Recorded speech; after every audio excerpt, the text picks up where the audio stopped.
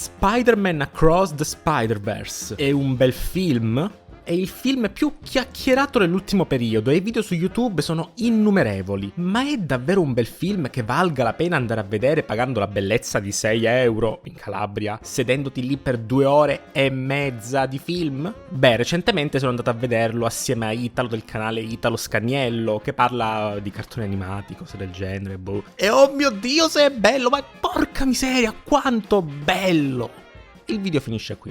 Ciao. Sto scherzando, ovviamente, o per meglio dire, il film è davvero bello, credo il più bel film d'animazione da un punto di vista tecnico che io abbia mai visto. Ma c'è un problema, non so neanch'io da dove iniziare. Quando siamo usciti dalla sala per i 5 minuti di pausa, letteralmente il film era ancora alla sua introduzione. Ricordiamo che questo film è solo la prima metà di un prodotto più grande. E allora non avevamo nulla da dirci, se non bella grafica. E quando il film è finito, che finisce letteralmente come se fosse la metà di un film normale, anche lì il commento è stato bella grafica. Perché il problema del film forse è proprio questo, paradossalmente. Finisce quasi nel momento in cui c'è un climax narrativo. È come se Spider-Man di Sam Raimi finisse con Goblin che scopre l'identità di Spider-Man e si prepara a spaventare la zia. Direste, wow, che film! Ma subito dopo, ma io voglio di più. Però in realtà è una buona cosa, è letteralmente l'unico difetto è che io vorrei vedere di più. Andiamo con calma. Il primo film di Spider-Verse, uscito ora troppi anni fa, mi lasciò a bocca aperta per come fu capace di rendere Miles Morales un personaggio decente.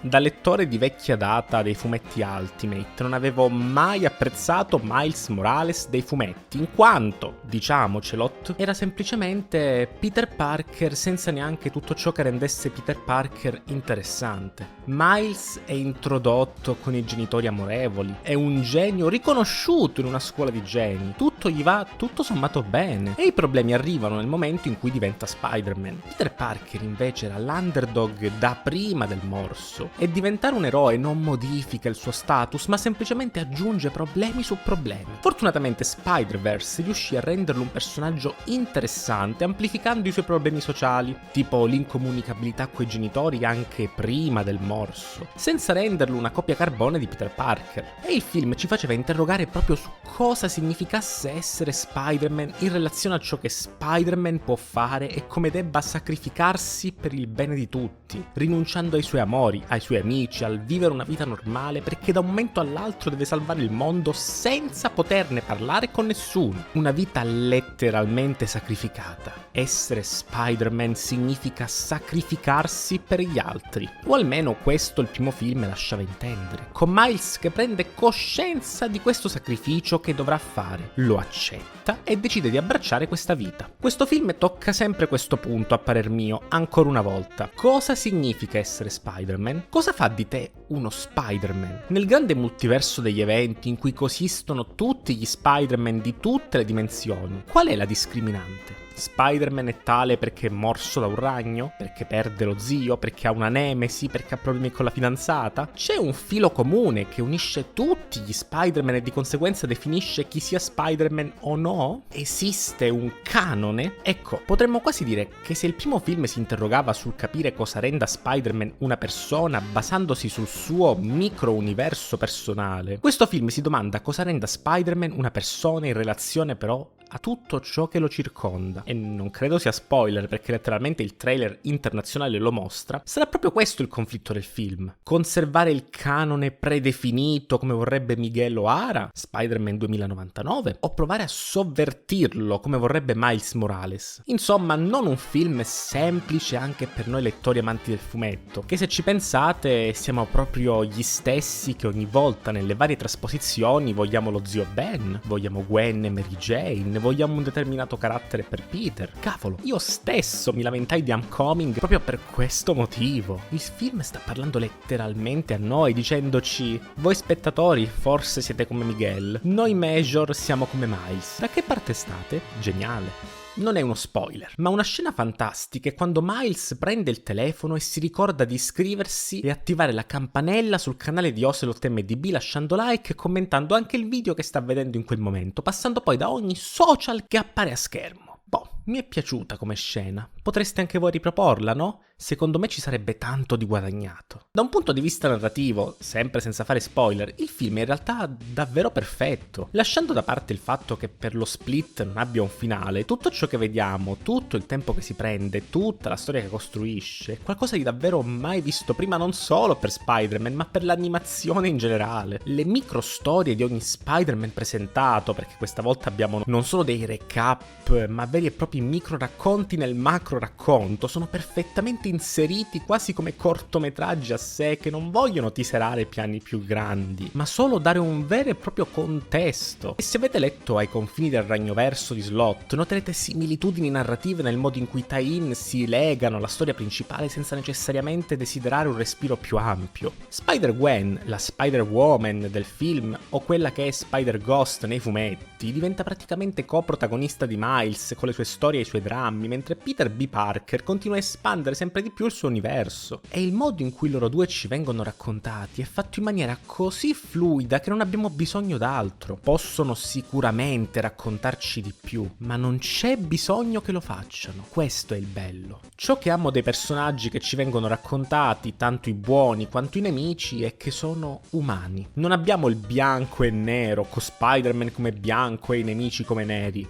No, aspetta. Forse mi è uscito un po' male.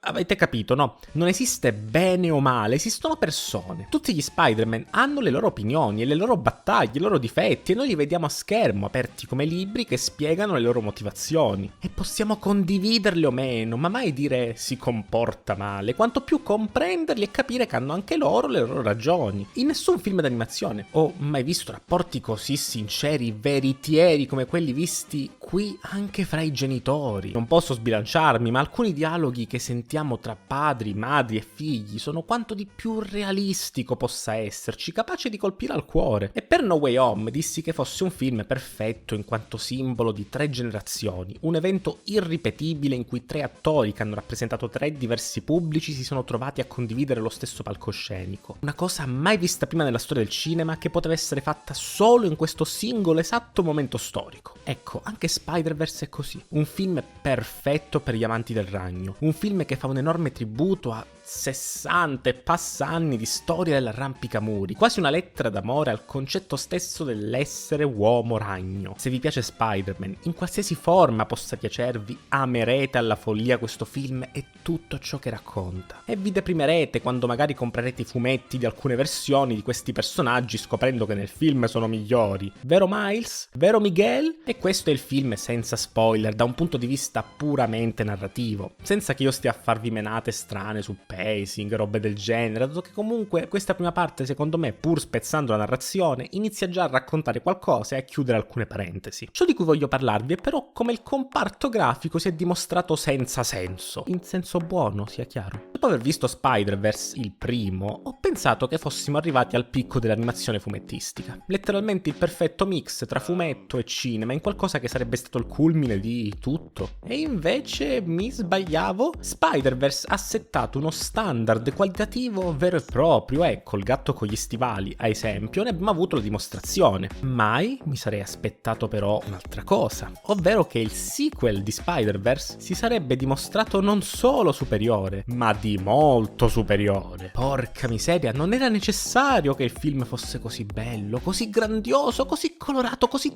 tutto. Non serviva, non dovevano, potevano farlo uguale al primo e sarebbe stato perfetto. E invece cosa hanno fatto? Hanno preso tutte le cose belle del primo e le hanno migliorate. Nel primo film, tutto sommato, avevano uno stile che, seppur cambiasse leggermente per alcune parti, era sempre simil fumettistico. Questa volta invece si sono spinti oltre. Ogni singolo Spider-Man ha il suo stile peculiare. Spider-Man India è acceso e vibrante, caldo. Spider-Punk è fatto come fossero ritagli di giornali animati a meno frame per dare un effetto incollato. Spider-Gwen è come se fosse un dipinto con i colori che cambiano funzionalmente alle emozioni della ragazza. E paradossalmente l'universo di Miles, che è uguale a come era nel primo film, dopo tutto questo tripudio di colori, inquadrature, stili, diventa quasi l'universo più noioso tra i vari. Ci credete? Il film è così bello nella sua grafica estetica da far apparire le cose del vecchio come banali. Io sono in paradiso. Ci sono alcune scelte stilistiche che, oltre a ricordarmi una tradizione più underground giapponese, a tratti alcune cose anche dell'anno di Evangelion, di The End, ed episodi finali, dimostrano la bravura di tutti gli addetti ai lavori dietro alla produzione, che hanno saputo far funzionare tutto ciò in maniera più o meno coerente, senza staccare troppo. Cioè, alcuni personaggi effettivamente danno un attimo il senso di straniamento alla pellicola. Si vede che alcuni hanno uno stile che cozza un po' con la CGI, ma il 99% di questo film mantiene un altissimo comparto artistico. La scena in cui Miguel attacca Miles, è nel trailer, riesce a essere così vibrante, accesa, violenta a tratti, da valere come tutti gli ultimi 10 anni di film Disney e Pixar tranquillamente. E vogliamo parlare di Gwen e Miles a testa in giù col tramonto su New York. Quanto è semplice ma al contempo affascinante quella scena. Ogni inquadratura di questo film è perfetta a modo suo in quanto funzionale a ciò che racconta. E potrei stare qui ore a dirvi, anche quella scena è fantastica, perché ci vuole abilità nel far funzionare tutto ciò così bene. E la composizione? Tutto è al suo posto, gli sfondi sono vivi, i personaggi non sono solo comparse, ma sono tutti effettivamente esseri umani. Non so neanche come spiegarlo. Il film, per staccare sfondo e protagonisti, ha quello sfocato puntinato simile alla colorazione a fumetti.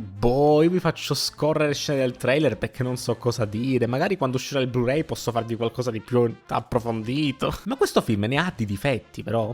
Facciamo un po' i pignoli. Alcuni Spider-Man hanno uno stile un po' abbozzato a tratti e altri sembrano modelli di un videogioco, ma sono per lo più degli Spider-Man che occupano gli sfondi e, per quanto ne sappia, potrebbe anche essere voluto. In linea di massima, sarò sincero, non ho trovato difetti in questo film. Ero partito molto prevenuto, non ve lo nascondo, e non l'ho neanche detto al caro Italo. I film sui multiversi mi hanno già stancato, dato che sono diventati un po' troppo la norma negli ultimi anni. Alcune volte escono fuori bei film, mi viene in mente Everything Everywhere All At Once. Altre volte vengono fuori tipo Multiverse of Madness, che, tolta la regia di Raimi, grandiosa e spazzatura la sceneggiatura, o No Way Home, che si regge sulla nostalgia di cui ho già parlato. Quindi ormai i multiversi mi rendono prevenuto, e abbiamo visto quanta spazzatura stia facendo uscire la MCU. E pur essendo io prevenuto sulla visione, pur avendo, dopo aver visto il trailer, criticato quelle battute boomer delle dita puntate reiterate ormai in tutte le pellicole con Spider-Man, non ho trovato neanche un problema in questo film. Letteralmente, avvicinandomi al finale, ho iniziato a sudare freddo, sapendo sarebbe finito in media res, dicendo no, questo è il colpo di scena finale, no,